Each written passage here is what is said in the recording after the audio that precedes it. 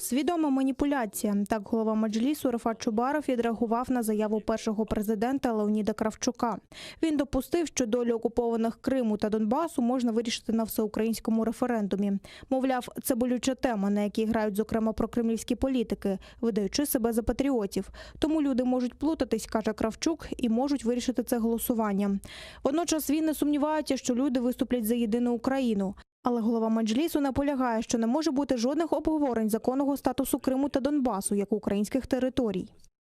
Все голосніше в Україні голоси тих, хто не миттям та катанням хочуть поступитися українськими територіями, тимчасово окупованими Російською Федерацією, на користь країні-агресорові. Щоб заплутати українців, вивертаються в мотиваціях. Мовляв, як народ підтвердить на референдумі, що він за цілісну незалежну Україну з поверненням їй вже окупованих територій, ось тоді держава і розробить спосіб повернення. Особливо бридко чути такі капосні міркування від політиків, які уповноважені державою вести переговори з представниками країни-агресора.